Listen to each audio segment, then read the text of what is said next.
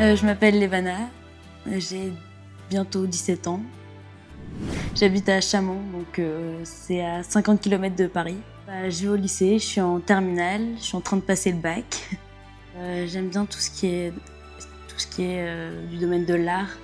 Donc j'adore prendre en photo mes amis, mais sans demander, sans qu'ils posent en fait, genre prendre l'instant présent. J'adore dessiner. Reproduire les photos que j'ai prises en dessin par exemple, ou faire de la guitare, ou de la musique. Enfin, j'aime bien découvrir plusieurs domaines en fait, artistiques. Alors à l'école, je trouve que nos professeurs ils nous apprennent pas vraiment niveau langue, que ce soit en espagnol ou en anglais. Après, je me suis beaucoup renseignée. Enfin, je trouve ça une super belle opportunité de pouvoir partir dans un autre pays. Genre les États-Unis, ça m'a toujours fascinée. En Californie, en fait, on en a beaucoup parlé. J'ai une amie qui est partie 2 ans l'année dernière là-bas.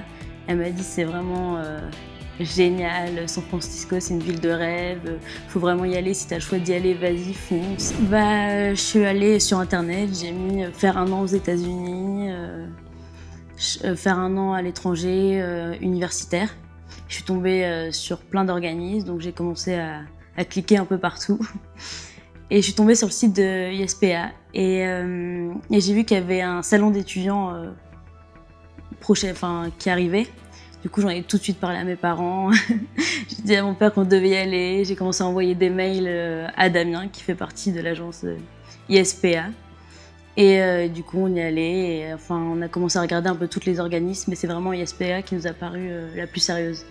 Mais ils avaient vraiment l'air d'encadrer les jeunes et pas les laisser partir comme ça. Et dès qu'on envoyait un mail, ils répondaient direct. Ils étaient vraiment toujours à notre disposition en fait.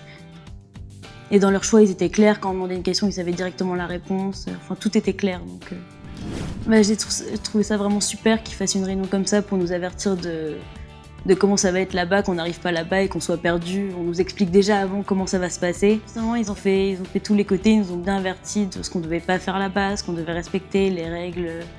Mais ils ont parlé de tout, de ce qu'on pouvait faire, de ce qu'on ne devait pas faire, de l'expérience merveilleuse que ça va nous apporter, mais qu'il ne fallait pas dépasser certains points là-bas, qu'on était quand même là-bas dans un projet universitaire. Si j'ai la possibilité déjà de visiter les villes de la Californie déjà, j'aimerais vraiment parce que ça a l'air vraiment c'est vraiment le rêve, je trouve, la Californie, c'est vraiment image de film. Et sinon, j'aimerais bien aller au Canada. En plus, j'ai des amis l'année prochaine qui y vont.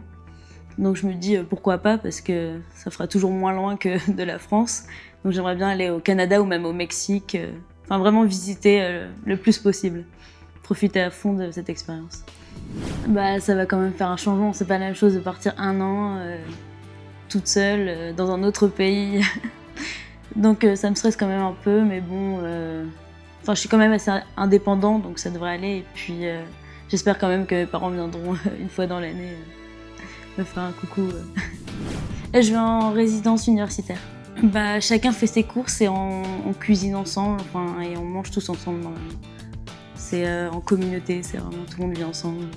En fait, j'arrive pas encore à me rendre compte tant que j'ai pas fini mon bac à fond, parce que j'arrive pas à me dire dans 2 mois, non, je pars, alors que là, je suis en plein bac. Je trouve ça va super vite. Je me rappelle encore, quand je me rappelle encore quand j'étais dans le salon étudiant, que c'était qu'une idée, et maintenant tout devient concret. C'est passé tellement vite. J'aimerais bien, si c'est possible plus tard, de travailler dans l'international en fait. Donc, il faut vraiment apprendre les langues, même après l'anglais, voire l'espagnol.